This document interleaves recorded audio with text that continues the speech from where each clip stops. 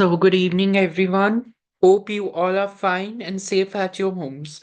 So, students, as I said कि आज हमने आइसोमेरिज्म डिस्कस करना है and I also schedule the meeting for this. तो जो nomenclature के पेंडिंग टॉपिक्स है वो आज मैंने रिकॉर्ड किए और हम आज के क्लास में we will also discuss जो हमारा रिडॉक्स में मैंने आपको प्रॉमिस किया था कि I will make you will refer with your heat of neutralization enthalpy of neutralization तो वो भी डिस्कस कर लेंगे अगर टाइम हुआ तो जो चीजें लेफ्ट हो गई है बस इसके बारे में डिस्कस करते हैं we have already discussed about ethers we have also discussed no we are not discussed with ethers we have discussed about the esters okay तो ethers के बारे में भी डिस्कस करते हैं तो उसके लिए I will share my screen ठीक है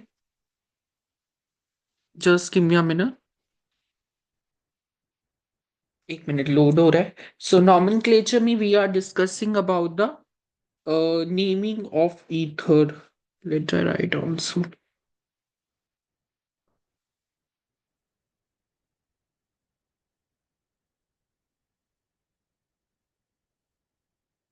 यस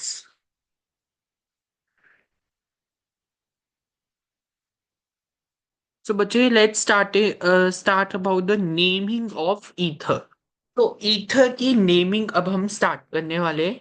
मुझे इसके के लिए 2 मिनट दो बस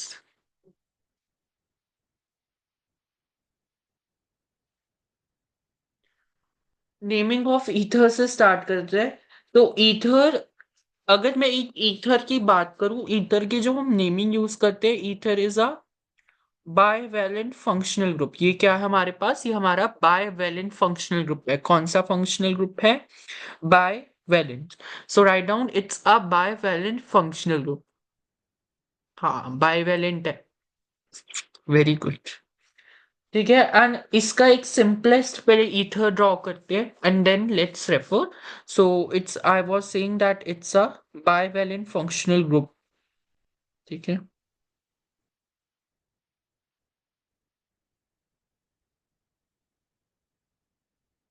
it's a bivalent functional group अब इसकी नेमिंग भी देख लेते हैं ठीक है बायवैलेंट फंक्शनल ग्रुप है सिंपलेस्ट ईथर ड्रॉ करते हैं सिंपलेस्ट ईथर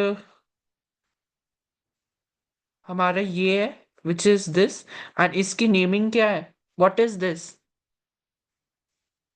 इट्स मिथॉक्सीमिथेन तो इसकी naming I had already tell you it's के जो ओ से ये वाला पार्ट होता है this is methoxy and methane अलग होता है सो इसके जो नेमिंग में आएगा that would be methoxy methane I hope this is clear to everyone ठीक है उसके बाद इथॉक्सी इथेन ड्रॉ करते हैं let's draw the ethoxy ethane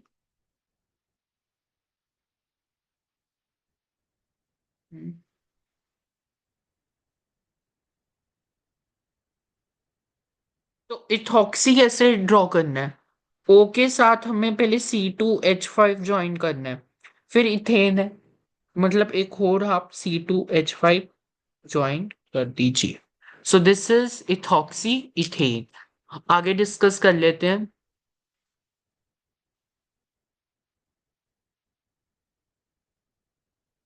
let's move to पहले इसका नेम स्टडी करते हैं इसे हम क्या बोल सकते हैं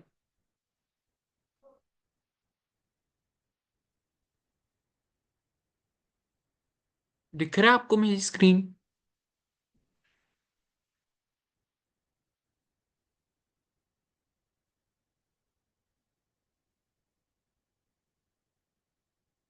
चलो इसका नेम बोलो व्हाट इज इट आंसर्स आना स्टार्ट हो गए अच्छा नेमिंग इसकी अगर मैं इसकी वो बोलूं तो ये 1 होगा ये 2 होगा ये सेकंड पोजीशन में हमें क्या दिख रहा है सेकंड पोजीशन में we are given with the ether तो अब इसकी नेमिंग क्या है देखो ये वाला पास्ता तो हमारा क्या हो गया क्या हो गया ये वाला हाँ, दिस इज प्रपोक्सी।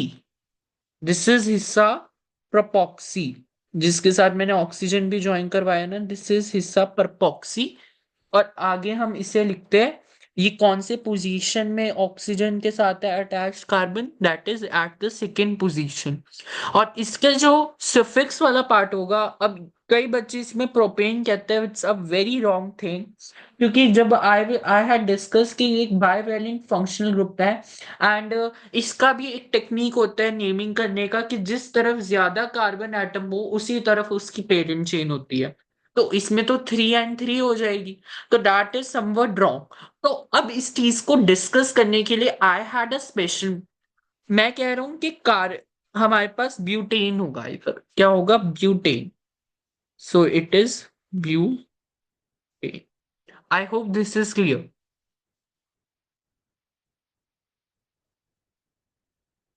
क्लियर है बच्चे? हाँ, पहले सेकेंड पोजीशन में you getting the propoxy one, and then in the another position you are getting the butane। कई बच्चों को डाउट होता है, मैं खुद कह रहा हूँ, कई बच्चे प्रोपेन लिखेंगे इसे, they will write two propoxy propane, that is wrong, it is two propoxy butane. ठीक है? हाँ, मतलब एक एक्स्ट्रा कार्बन को जो ऑक्सीजन के साथ ज्वाइंट है, you had to be rumbled up. I hope this is clear.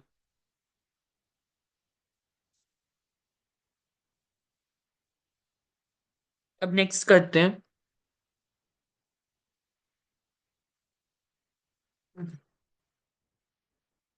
इसका नेम बताना अभी।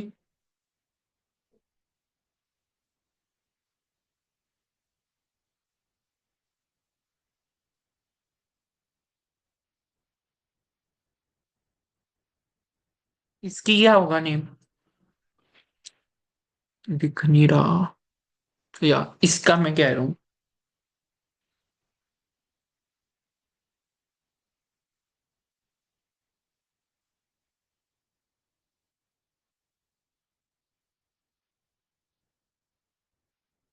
दिस इज मिथाइल, ये पूरा अलग है। दिस इज प्रीफिक्स पार्ट, है ना? तो इधर अब हम लिखेंगे कैसे? इधर हम लिखेंगे one methyl, this will be one methyl, है ना? ये वन, इसकी पोजीशन फिक्स। अब बाकी की नेमिंग, 2 3 4। सेकेंड पोजीशन पे आपका क्या है, ईथर है। तो और ये जो ईथर है, इट इज दिस, तो ये मेरा क्या हो गया, दिस इज माय इथेन वाला part, this is 2 ethoxy,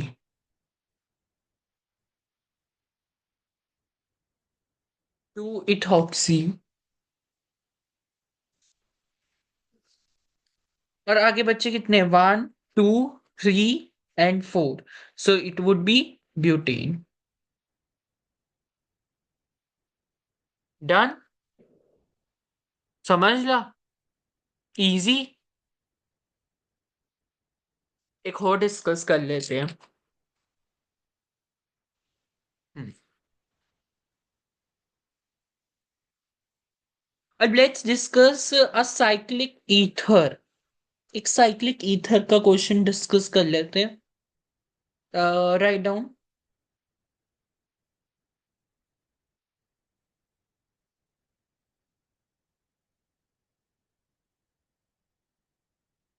So this is a type of a cyclic ether I had formulated।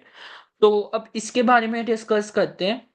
तो ये मेरे पास फर्स्ट, इसकी नेमिंग भी इधर से स्टार्ट होगी, फर्स्ट सेकंड एंड थर्ड। अब इसका नाम क्या होगा, बड़ी ध्यान से सुनना। ये अगर आई एम डिस्कसिंग कि अगर ये वाली चीज मेरे पास पूरी, आई एम डिस्कसिंग कि अगर ये वाली चीज मेरे पास पूरी, आई am saying this is a part of a cyclic, it is a cyclic part। So what I can say here भैया, I can say here that it actually, it could be 1 2, and as it is lying in a, as it is a type of a cyclic ether, so you will be writing the word epoxy here। क्या लिखोगे, epoxy। समझ गए? Epoxy लिख लिया, उसके बाद propane लिखोगे, क्योंकि name chain is having the 3 carbons. तो अब इसका फाइनल नेम आपको इधर लिखवा देता हूं कि मेरे पास इसका final name what I get. So I will get 1,2 epoxy, epoxy. अब इधर why it is etho ethoxy basically अगर चेन हो, पर अगर साइक्लिक हो तो इपॉक्सी वर्ड यूज होता है। और उसके बाद it is your propene. Done. अच्छा, लिख भी लो। जो साइक्लिक ईथर्स होते हैं ना, उनको हम और भी बोलते हैं, लाइक ऑक्सीरेंस इनको कह देते हैं, और इसे हम इपॉक्साइड्स भी कहते हैं। ठीक है। तो write down, cyclic ethers are also known as cyclic ethers are also known as cyclic ethers are also known as cyclic ethers are also known as epoxides, epoxides or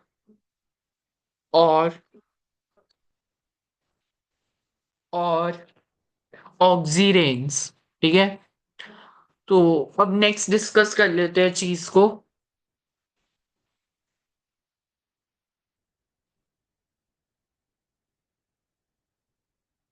हम्म,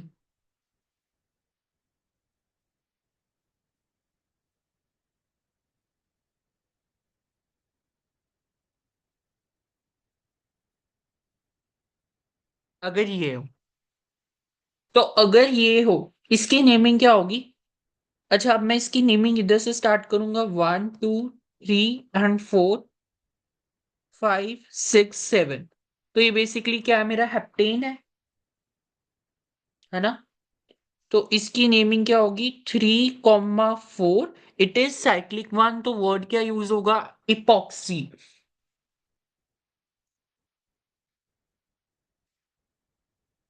क्या कह रहे हैं, अगर अकेले मीथेन होता तो मिथॉक्सी, उसमें कोई डिफरेंस नहीं है। हेप्टेन। अच्छा, इधर डैश नहीं आना, इधर ऐसे कंसेक्यूटिवली आना। आई होप दिस इज क्लियर।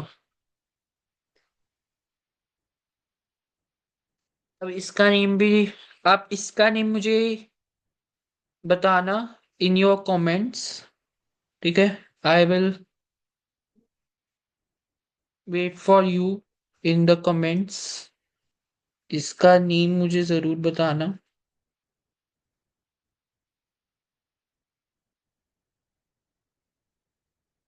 आपको दिख नहीं रहा होगा इसका नेम, आई एम सेइंग इसका नेम क्या होगा, you will be telling in my comments.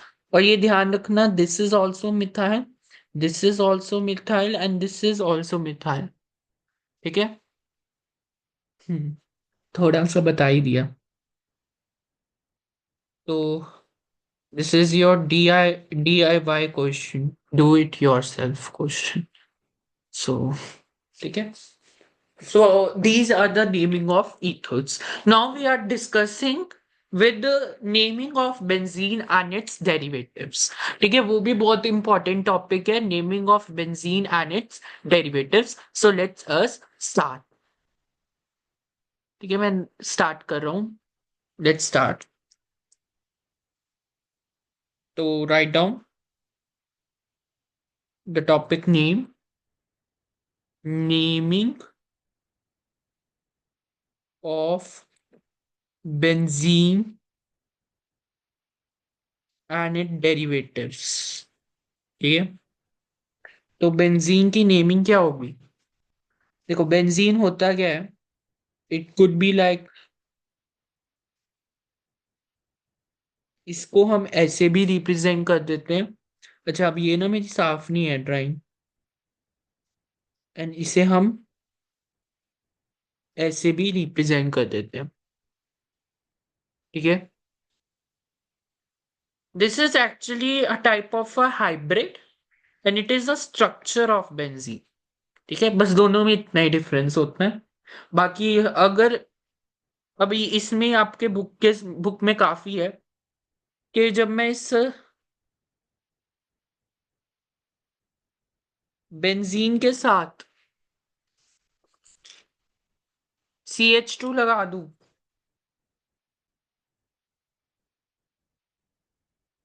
तो when carbon is directly attached to this, तो अब हम इसे बोलेंगे बेंजाइल। ठीक है, बेंजाइल कब बोलेंगे? जब carbon is directly attach to that ring. अब अगर इसकी जगह again I have having a benzene, उसके साथ आई हैड ड्रॉन कि कुछ ऐसा आ जाए, जी सिंगल है, अगर कुछ ऐसा आ जाए तो ये क्या है? It's benzyl.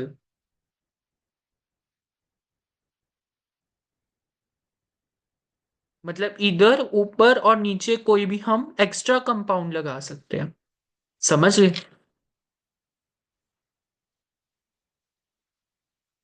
समझ गए बच्चे? हाँ, this is benzyl, actually it's benzyl.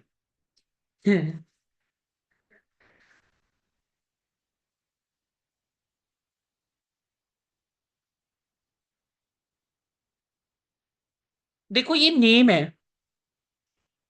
जब मैं कह रहा हूं कि CH2 है, बस एक और कोई भी कंपाउंड या कोई भी फंक्शनल ग्रुप हम इधर ऊपर प्लेस कर दे, इसका नाम हम बेंजाइल रखते हैं। ठीक है। और सेकंड केस में आई एम सेइंग कि बस एक ही हाइड्रोजन कार्बन के साथ है, और बाकी दो में चाहे दो फंक्शनल ग्रुप्स हो, चाहे मैं कोई भी एक्स्ट्रा मिथाइल मिथाइल कुछ भी लगा दूं, इसे हम बेंजल कहेंगे। सिंपल। ठीक है, इसे बस कंफ्यूज मत करना। उसके साथ अगर बेंजीन के साथ it is attached like any functional group, I am saying like aldehyde, तो इट्स बेंजल्डिहाइड। एनी कीटोन तो इट्स बेंजोन। अगर कोई भी अगर कोई भी कार्बन अटैच्ड है, ये भी लिख लो, अगर अकेले कार्बन अटैच्ड है with the benzene, it is only carbon attached with no hydrogen. You are mentioning some spaces for the functional groups for any type 2 functional group from anything. So then it is named as benzo. It's named as benzo. समझ गए? और अगर कोई भी carboxylic acid का group हुआ तो हम उसे बोलेंगे बेंजोइक एसिड। अगर CH3 का, अच्छा, अब आपकी जो मॉड्यूल्स में मेंशन्ड है, अब हम उसकी बात करते हैं। अगर मैं बात करूं कि बेंजीन में मेरे पास CH3 मेंशन्ड है अकेले, तो this is actually toluene. It's toluene. ये इसका क्या है? ये इसका कॉमन नेम है। And you know toluene is very explosive substance.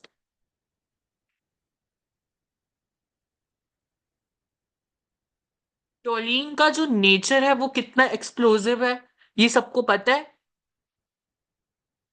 ये बम्स वगैरह में यूज होता है। एंड अब what is the significance of writing the common names? It is just कि ये हमारे नॉमेनक्लेचर नेमिंग को आसान कर देते हैं, कॉम्प्लेक्स नेमिंग को आसान कर देते हैं। जब भी मेरे पास बेंजीन में I had given with any CH3, then it is toluene। बस इतना ही समझना। तो औखा तो कुछ नहीं है बच्चे, बस समझने की बात है। और इसका वैसे नाम हम क्या लिखेंगे? Methyl benzene. ठीक है। एक बच्चे आपका, आपको एक और बुक में लिखा हुआ है कि इधर मेरे पास, आपके पास बेंजीन है, बेंजीन के साथ आपका कोई NH2 ग्रुप ज्वाइन है, तो दिस इज, वैसे हम क्या बोलेंगे? This is amino amino benzene. पर it in chemistry language common name it is actually um aniline. It's actually aniline, sorry, it's aniline, aniline. क्या इसे हम बोलते हैं? एनालीन। समझ गए? मतलब these are the significance of the common names, कि ये हमारे डेरिवेटिव्स को आसान कर देते हैं, नॉमेनक्लेचर को आसान कर देते हैं। अब लेट सपोज कोई भी कॉम्प्लेक्स नेमिंग आ जाए, आप बेंजीन के साथ जब भी कोई NH2 ग्रुप ज्वाइन करोगे, आपके दिमाग में अगर आपको कॉमन नेम याद रखे, आपके दिमाग में एनाइलीन होगा, तो यू कैन इजीली रेफर कि भैया वो वाली चीज एनाइलीन होगी। इफ यू आर गिवन कि एनी कोई एक्सप्लोजिव सब्सटेंस है यूज है बेंजीन के साथ, कोई हमारे पास CH3 ज्वाइन है, you can refer it is definitely टोलीन। I think now it's clear. हाँ, यस। अब जब भी मेरे पास बेंजीन के साथ I have a benzene, and जब भी मेरे पास उसके साथ कोई OH जोन हो, तो दिस इज एक्चुअली फिनॉल। लिख लीजिए, इट्स एक्चुअली द फिनॉल। अब कई जाने से क्या बुलाते हैं कि ये मेरा अलग से बेंजीन है, उसमें अल्कोहल का ग्रुप ज्वाइन कर दिया है। That is nothing in chemistry. This is combined name is phenol, you had to write it as phenol. समझ गए? समझ गए बच्चे?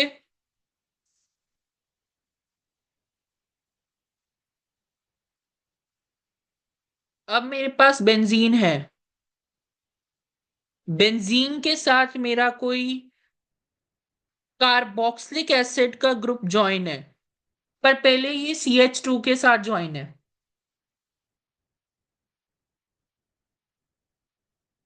अब हम इसे पता है क्या लिखेंगे? This is phenyl. This is actually phenyl. 2 phenyl second position पे ज्वाइंट है, तो 2 फिनाइल इथेनोइक एसिड। किसने बोला? Yes, it's ethanoic acid.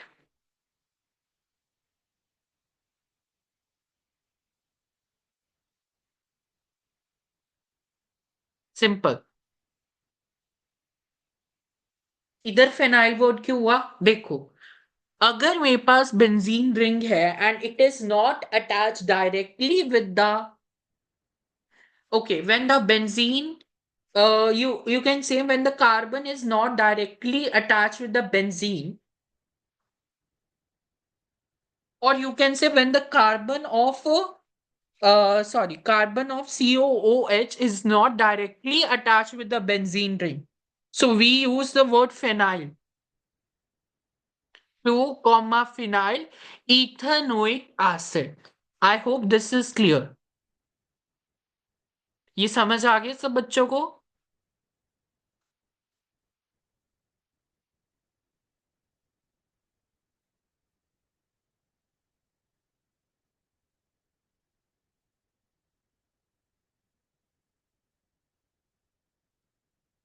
ठीक है, एक और लिख लो, कॉमन नेमिंग। अगर मेरे पास अगेन मेरे पास बेंजीन है, उसके साथ मेरा OCH3 ज्वाइंट है, तो this is actually what, this is anisole. ये हम क्या बोलेंगे, इसका जो नेम होता है इट इज एनीसॉल। क्या बोलते हैं इसे हम? एनीसॉल। हाँ, ये भी याद रख लो, ये याद रखो, एनीसॉल, ट्यूलीन और एनालीन। एनालीन क्या होता है? जब बेंजीन के साथ NH2 अटैच्ड हो, बेंजीन के साथ जब CH3 अटैच हो, उसे हम टोलीन कहते हैं। जब बेंजीन के साथ OCH3 ज्वाइंट हो, तो हम उसे एनिसॉल कहते हैं। ये तीनों याद रख लो। ठीक है, अब एक नेमिंग थोड़ी कॉम्प्लेक्स वाली देख के then we are going to start.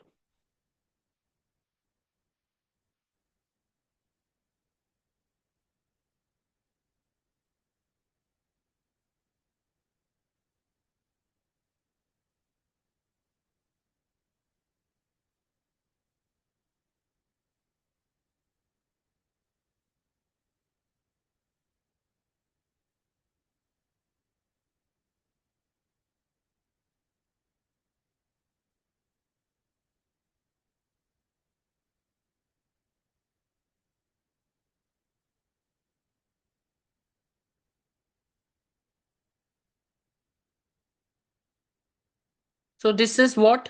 अब इसका प्रेफरेंस हमेशा इससे दो।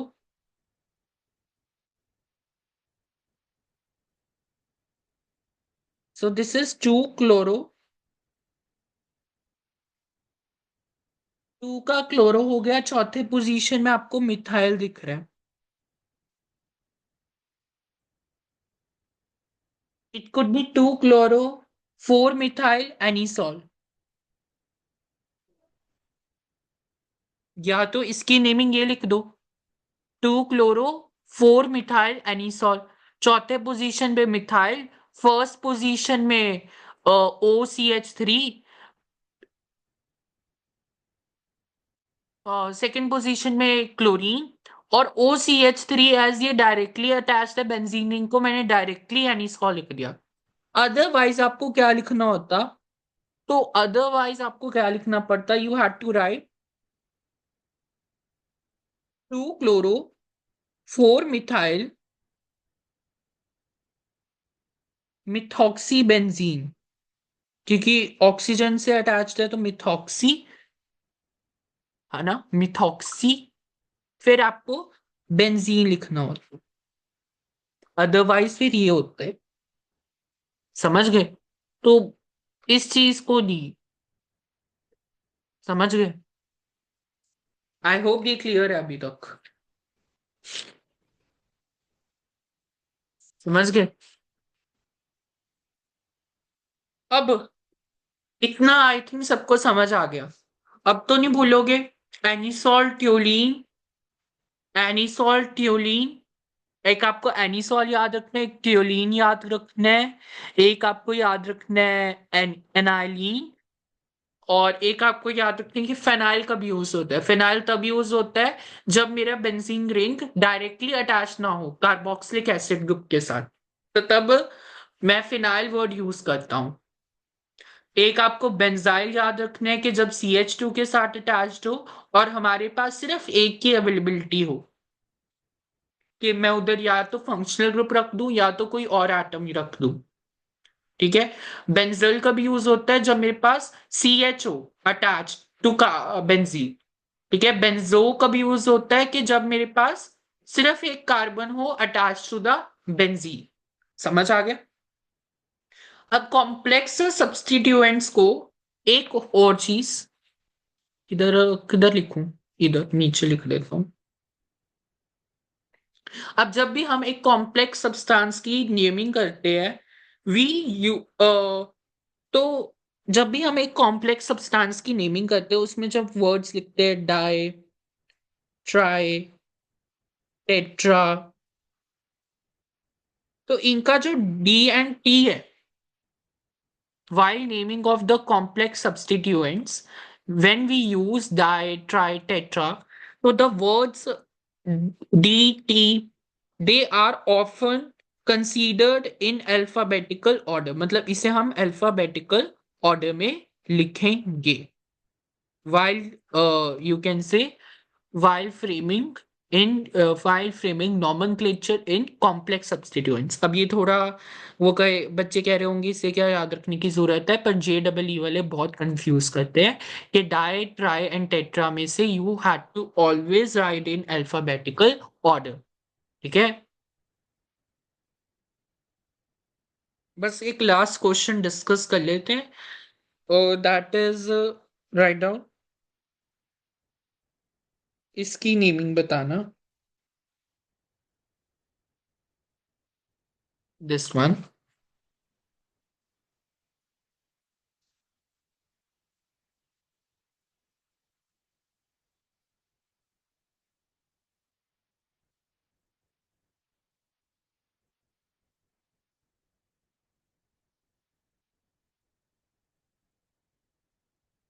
इसकी नेमिंग क्या होगी? Now here this is acting like a complex substituent। और ये मेरा पांचवा होगा पोजीशन, 1 2 3 5, पांचवा पोजीशन है। तो अब मैं कह रहा हूं कि पांचवे पोजीशन पे मेरा क्या है कॉम्प्लेक्स सब्स्टिट्यूएंट, वो होगा 1,1, क्योंकि इसकी भी पोजीशन है ना, ये 1, ये 1,1। समझ रहे? 1,1 di methyl propane, very good. 1,1 di methyl propane. और उसके बाद चौथे पोजीशन में दिस इज इथाइल। और फिर टोटल लिखना है, इथाइल है, नो कार्बन वाला है तो nonene. I hope now it is clear. ठीक है। सो आज के लिए इतना ही पढ़ेंगे। ठीक है। For and we have done with the isomerism topic. ठीक है। तो काफी अच्छा टॉपिक था। आपको इसकी रिकॉर्डिंग भी मिल जाएगी। You can search in the video section और in the organic chemistry playlist you can see, उधर आपको मिल जाएगी। तो आज के लिए देखो हमने कितना ब्रीफ में समझे। ठीक है। एक बार क्या करना, जितने भी कॉमन नेम्स है ना उसकी एक लिस्ट बना लेना। हाँ। अब जो enthalpy, heat of enthalpy of neutralisation थी, वो बहुत इजी है। वो क्या करना है, उसमें मैं आपको गूगल में पढ़वा देता हूँ। ठीक है।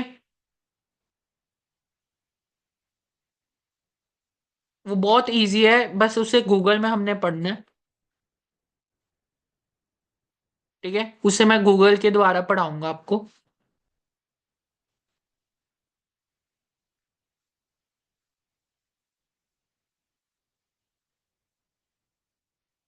क्योंकि मेरे पास उसकी ना अभी प्रॉपर डेफिनेशन नहीं है। Heat of enthalpy of neutralisation.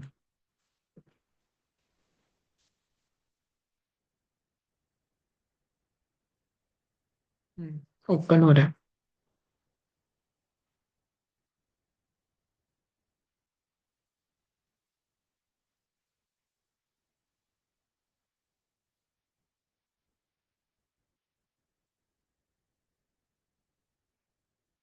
इतना टाइम क्यों लगा रहा है?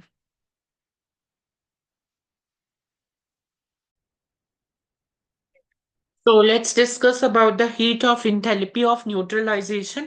ये क्या होता है कि जब हम 1 ग्राम इक्विवेलेंट का लेते हैं एसिड का, जो कि किसी बेस को न्यूट्रलाइज कर सकता है। अब आपको इक्विवेलेंस का बड़ा अच्छी तरह पता है क्या होता है, number of moles into n factor, है ना। Number of moles into n factor वाली चीज। अब आपको क्लियर है ये सब कुछ क्योंकि हमने रिडॉक्स में पढ़ चुके हैं। उसके बाद बस इतना ही था। तो उस मैंने बोला ना, सिर्फ इसकी डेफिनेशन ही समझानी थी। ठीक है। कि जब हम कोई इक्विवेलेंट एसिड्स ले लेते, कोई इक्विवेलेंस बेस लेते थे, उन दोनों को मिक्स कर देते, इसके बेसिस में न्यूमेरिकल्स होते हैं बस। और इसके बेसिस पे जैसे अगर आप अपने चित्तर वाले में भी देखोगे सेक्शन में, तो बहुत इजी फॉर्मूलाज होते हैं। जैसे ये वाला फॉर्मूला एनसी डेल्टा टी, ये हमारे थर्मोकेमिस्ट्री का सबसे फेवरेट है। समझ गए। तो enthalpy of neutralisation was actually, it is the heat released when the 1 mole of water is formed from the neutralization of an acid with base। और बनना ही 1 मोल चाहिए पानी का। जैसे NaOH है, HCl में मिला दो NaCl प्लस वाटर है। पर इसमें एक्चुअली इक्विवेलेंस का कंसेप्ट होता है, ये भी डेफिनेशन रॉन्ग है, इक्विवेलेंस लेते हैं हम। और अगर इक्विवेलेंस को मोल्स में बदलने हैं तो just divide it by n factor. बस इतना चीज समझानी थी, इसलिए रिडॉक्स तक वेट किया हमने। ठीक है भैया। तो आई होप आज का सेशन आपको बड़ी अच्छी तरह समझ आया। अगर अच्छा समझ आया हो तो लाइक, सब्सक्राइब एंड शेयर करना। Meet you in today's class with isomerism.